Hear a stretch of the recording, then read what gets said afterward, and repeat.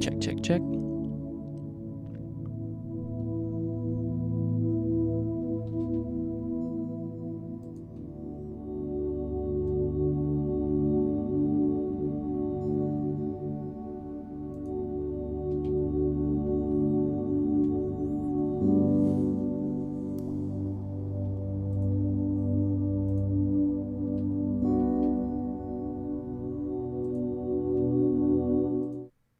Yo, yo, yo.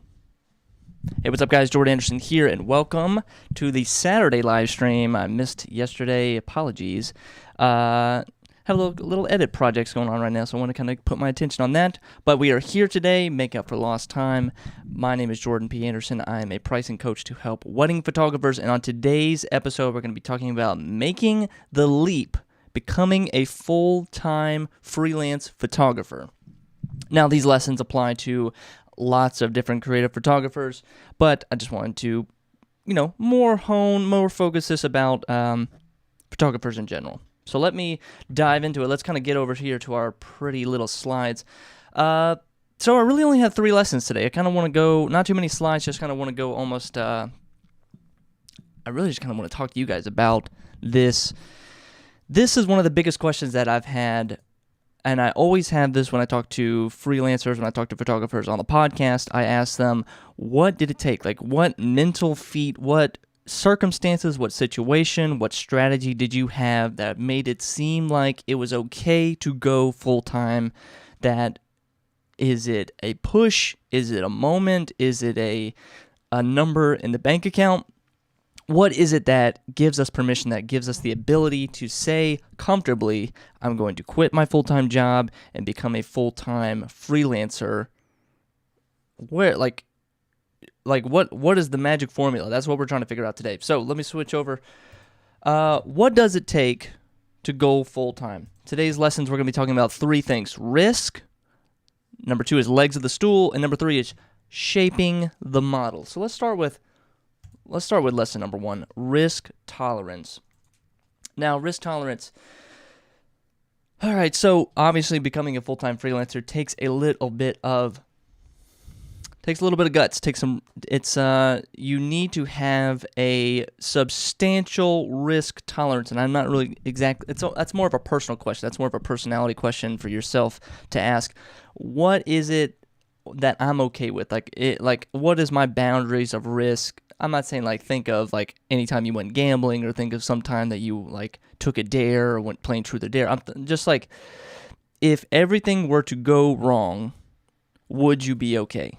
And I don't know, there are a couple litmus tests you could do, but it all kind of boils down to, as a freelancer, as someone who is running your own business, you need to this is going to sound weird, but you need to be okay with not being okay. The comforts in life, a nice big apartment, a nice big house, or a fat juicy salary, or a cool car, or being able to buy whatever you want. If those are important to you, if that is the kind of life you like to lead, then freelancing might not be. The first few years of freelancing is going to be tough for you. I'd say that. That is our goal as freelancers. We want to build a nice life for ourselves. We want to have the creative ability to say no to projects, to say yes to projects that we love, to expand, contract our business, go in any direction that we want, have the nice things in life, be able to buy what we want, and not have to worry about the bills, not have to worry about rent or mortgages or paying for food. We don't want obviously we don't want that in our life. No one, as a freelancer, no one is directly asking for that. But if everything were to go wrong, if you did have to consider all right, we might have to downsize our apartment, or we can't shop at Whole Foods anymore, we can't buy organic, now we have to kind of buy big old 5-pound bags of rice. We can't really go out and get steaks, or we can't really go out to eat a lot. We need to really take all this money and really focus it towards the business, or focus it on making sure that our bills are paid, everything else is covered, so that we can then go out and comfortably focus on doing our business as a freelance photographer. That's what I mean by risk. And are you okay with that kind of risk? If you've ever lost your job, if you have if some, all the trauma, the tragedies that can happen in life, how did you handle those moments? Did you cower? Did you run away scared? Were you not okay asking for help? Did you feel too proud to ask for help? That's what I mean by risk. And then also another thing with risk too is you are involving, if you are married, if you have a family, you going full-time freelance, it makes it that much more of a bigger, heavier decision, because now you're involving multiple people in your decision. And it could be a selfish pursuit, like I want to become a full-time freelancer as a photographer. I hate my job. I don't like my 9-to-5 job. I need to go out and be on my own and work on my own. That is narcissistic. That is little self. The mirror is angled back towards yourself and saying like, this is all my wants and desires. And that's why I've said in the past that when you're young, when you're young, you're single, maybe you're fresh out of college, or maybe you're in the last 2 years of college, start considering going freelance at that time, because you can live at your parents' house. It's okay being a single person, or maybe you just have a boyfriend or girlfriend living at your parents' house. When you're married, it's a little bit more stigmatized. When you have a family, it's much more stigmatized. Consider all these factors. But if you're further along in life, if you're in your 30s, your 40s, your 50s, and you're thinking about going full-time, the decision is heavier, and that's why you see younger freelancers, younger photographers, as opposed to older photographers going for freelance full-time. You just need to kind of take a broad assessment of all the risk in your life and ask yourself, are you okay taking that risk? Are you okay taking that risk for others? And this kind of simple saying, it's weird. It sounds weird to say, but you need to be okay with not being okay. Because a freelance world, running your own business, it's you. There's no boss to tell you what to do. There's no schedule that you pick up on Monday. There's no hours that you can go get somewhere else. It is you. You got to go get your own. You're hunting, you're farming, whatever metaphor you want to use. Everything's on you. So if that makes you nervous, then I would reconsider being a freelancer. If that kind of excites you and like it's almost like a challenge, I feel comfortable with that. I see that as a challenge. I see going full-time, going as a freelancer, I see the risk involved. I am super optimistic. I believe in myself, and I'm okay with that risk, and I get excited by it. Like the chance to like run my own business and like possibly fail, like being okay with failure, being okay with not succeeding on the first try or the 5th try or the 10th try, like being okay with that, and like not looking at that as a negativity, but as an opportunity, as a positive thing. That is what I mean when I say that all encompasses the risk tolerance that it takes to becoming a full-time freelancer.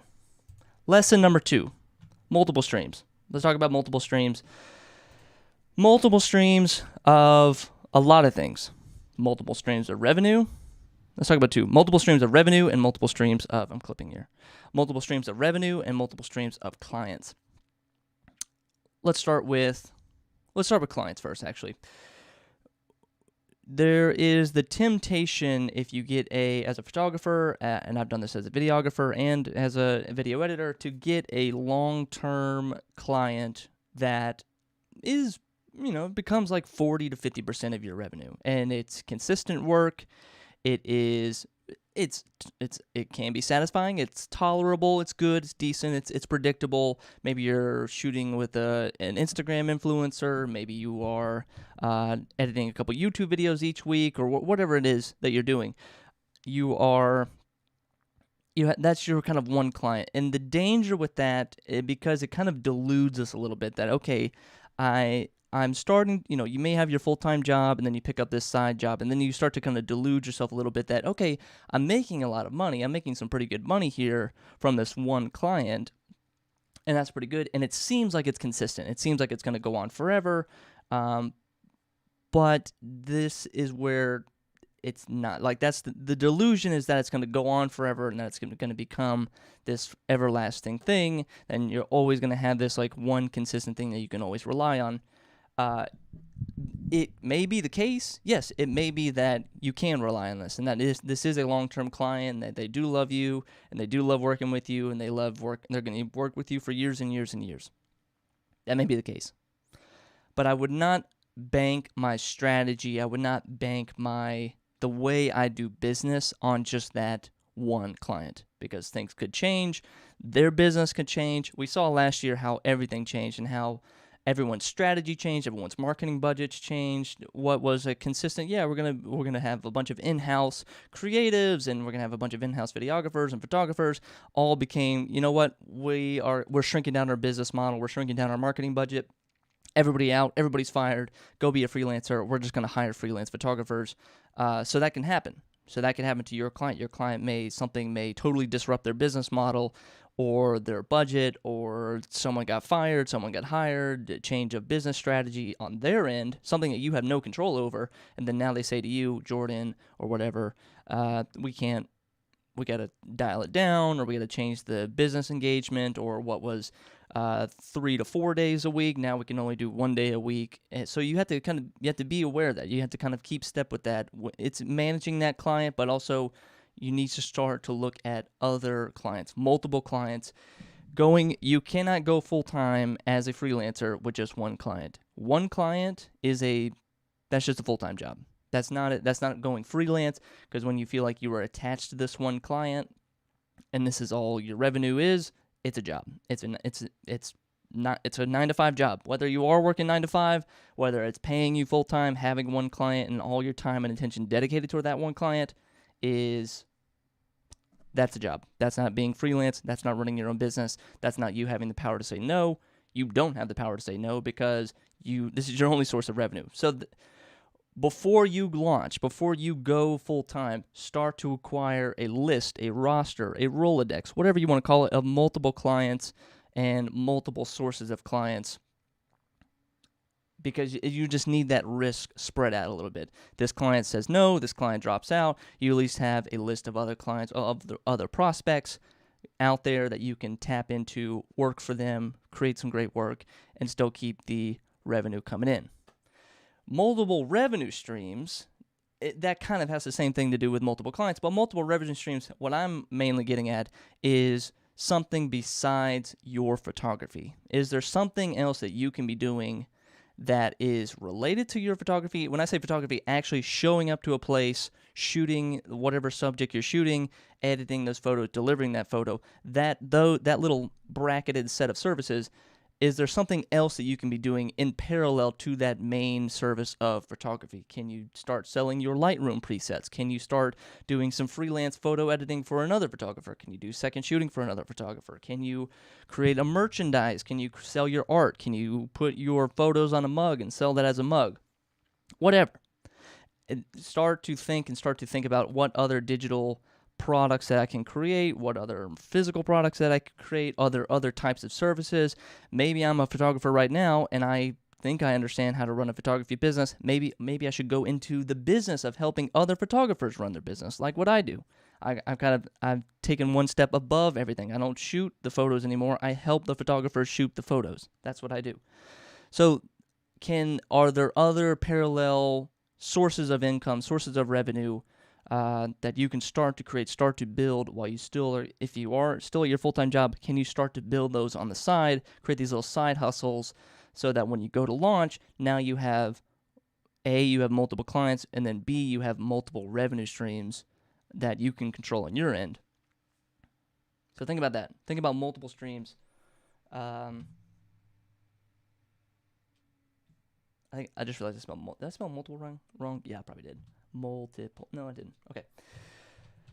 And finally, lesson number 3, and this ties in a little bit, honing your model, nailing down your business model, trying to figure out what it is that you're going to be doing as a freelance photographer. When you first start as a freelance photographer, you're going to start off by copying others. Maybe you worked for another photographer. Maybe that's the only business model you were exposed to. You copy that. You see what some big famous photographer is doing, how they're running their business. You take that business model, you copy that. We all start our businesses by copying other business models. Rarely do we ever find like some unique, especially if you have zero experience in business, zero experience running a business, starting a business, you just start to just look at other inspirations, see what they're doing, and going, oh, I can do that. Or you're all going to default to, as a photographer, I go out and look for, my business model is I go out and look for clients, I show them my work, I convince them to hire me, they hire me for a day or two or a couple hours. I shoot the photos. I shoot whatever subject they need, and then I edit the photos and then hand them either prints or digitals or both, whatever. That's the model, and I rinse and repeat, and then I take my old clients and I tap into their network and try to get referrals from them, get word of mouth, and I kind of feed back into the bucket, and that's kind of my model. That's the cycle that I build. That's fine. That's what you're going to copy. I want you to make a commitment that once you go full-time, and even leading up to going full-time, that you will make a commitment to make it better, make your business model better, sharper, faster, find other unique, magical ways to enhance your business model, and keep an open mind. Don't just look inside the photography world and say, okay, I'm gonna just look at what other big time photographers are doing and just copy their model, because some of their models that they're doing, what got them successful, are actually probably old and outdated models. The idea of like fashion photography or working for an agency or a marketing firm, or getting representation. Maybe those models are a little bit outdated now, thanks to the year that 2021, the year that we live in. So look at, it's fine to copy it first, but once you kind of settle down on a model that you're fixed on, then start to hone it, shape it, make it better, find other creative ways to enhance the business model. Okay, maybe instead of your tapping into your old clients as your referral model, maybe use YouTube or TikTok as your new source of potential clients. Maybe you're using a Facebook group, maybe you're going on Facebook Live, other marketing streams, other marketing tactics, other products that you can sell. Like I just, in the last lesson, number 2, multiple revenue streams. That means you're also kind of creating multiple business models. If you were just selling your professional services of photography, that's one business model, but can you create and stack multiple business models on top of that so that you just have this constantly chugging machine for you, so that when you back away, or that when you have to go shoot a wedding on the weekend, that you're still making money, or that you're still selling a product online without your constant presence, without your constant attention. That's where, or even another example is to create a network of other photographers. You are now the manager of multiple photographers. They go out and shoot clients, and they give them the photos, and you're just taking a management fee. That's another business model. So I want you just to make a commitment that once you settle down, once you start to hit the launch button, go full time, that you will make your business model that much better. Improve it, shape it, make it faster, better, stronger. I feel like I kind of skipped over a little bit, but that's kind of making sure we're kind of good there. But like that's kind of the main gist of it, like going full time. The one part I'm not talking about, and this would make me nervous to talk about it, is that these scenarios, the 3 lessons that I just mentioned, are kind of perfect scenarios. Like they're kind of best case scenarios. You are not going to have all the stars align. You are not going to feel like you are fully ready to go full time as a freelancer. Last year, I had my job. Years leading up to that, I had this job for almost 2 years, and in the job, I made the plan that I was going to go full-time freelance. I made this plan. I followed my own advice. I have a risk tolerance. I find opportunities. I'm positive. I believe in myself. I have okay with the risk tolerance. I was getting my wife okay with having some risk tolerance of like, what if we went freelance? What if we, starting to get some clients? And then I started building multiple revenue streams. I had my YouTube channel. I started building online courses so that I could sell online courses while I was looking for other clients. And I even made like a goal, like, okay, in September 2020, I'm going to go freelance. And January 21 came, and February 2020 came. And what I thought my plan was that I was going to stay at this job, work the job, save up some money, and that did not happen. February hit, March hit, and then everybody got told, time to leave, time to go, everybody out. We don't need videographers anymore. We don't need video editors anymore because our marketing budget just just shrunk down. Good luck. Go have a... And my whole world got turned upside down. My whole plan for, I was gonna leave in September 20, so that means starting in March, that gives me 6 months to kind of really commit, build up. I had this whole plan, and it went to shit immediately. And I don't want to just blame COVID, and I think, and for the years coming from now, I want this to be like an evergreen video. I don't want to just say, like, COVID will fuck up your plans, or whatever, the pandemic will fuck up your plans.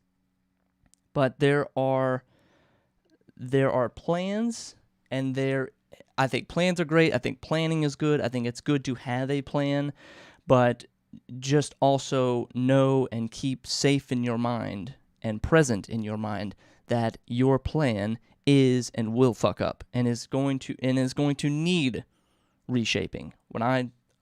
So what did I do? I had to kind of shift gears. Like, I thought I was going to go full-time freelance in September, and then having to find out that, okay, now it's February, I just lost my job, and now I don't have money or don't have enough of a padding where I was going to build up the padding. I was going to, have some money in the bank, which is one lesson we didn't really talk about, but I think it's a point that's obvious and overdone. Didn't have it. Didn't have the padding, so instead of building up this freelance idea that I'm going to be a freelance videographer, cinematographer in DC, making a lot of money, making $750,000, $2,000 a day shooting. Nope. So had to go find a full-time job. Had to go shift my priorities. Had to totally change what it is that I was trying to do, what I wanted to do. The business model that I wanted to go freelance for even became obsolete at one point. So there is something, this is what I mean, you have to have that risk factor. So I mean, everything changed for us. We had to totally shift gears. It's not that the plan or the dream has gone away or has disappeared, but it has significantly changed. And I think it's made it for the best.